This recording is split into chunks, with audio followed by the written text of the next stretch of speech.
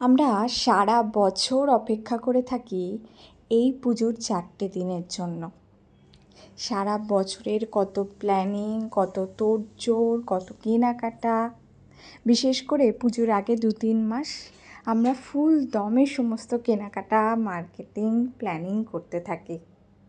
অথচ দেখো, এবারেই অষ্টমী নবমী নাকি একদিনে, আর অষ্টমীর অঞ্জলি নাকি ভোর 5টা থেকে 5:30টায়। কি অদ্ভুত কাণ্ড না! এরকম আমি কোনোদিনও দেখিনি। হয়তো এবারে সেটা পরিবর্তন হয়েছে, সেটা আলাদা কথা। কিন্তু অষ্টমী নবমী একদিনে হওয়ার জন্য আমাদের তো পুজোর একদিন কমে গেল, সমস্ত ছুটি একদিন কমে গেল, পুজোর আনন্দ একদিন কমে গেল, একটা করে ড্রেস পরা কমে গেল। এর থেকে বড় দুঃখ আর কি হতে পারে বলো তো?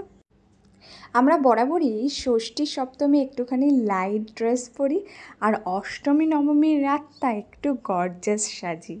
অষ্টমীর দিন যদি এরকম একটা গর্জাস কাতান শাড়ি, আর লাল তো থাকবেই পুজোতে, লাল রঙের এরকম শাড়ি, এরকম একটা ব্লাউজ দিয়ে পেয়ার আপ করা যায়, সাথে থাকে সোনার গয়না, তাহলে সাবেকি সাজটা পুরোপুরি কমপ্লিট হয়ে যায়।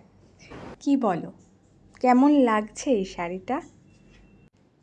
আচ্ছা, তোমাদের ছোটোবেলার দিনগুলো মনে পড়ে? ছোটোবেলার পুজোর আগে আগে কি মজা হতো না? তখন পড়ার ছুটি থাকতো প্রায় 1 মাস, টিউশন ছুটি, স্কুল ছুটি, সে এক আলাদাই আনন্দ। আর পুজোর চতুর্থী পঞ্চমী থেকে সে যে কি আনন্দ! কত জামা, প্রায় 8, 9টা, 10টা, তখন তো সবাই দিত, সবাই।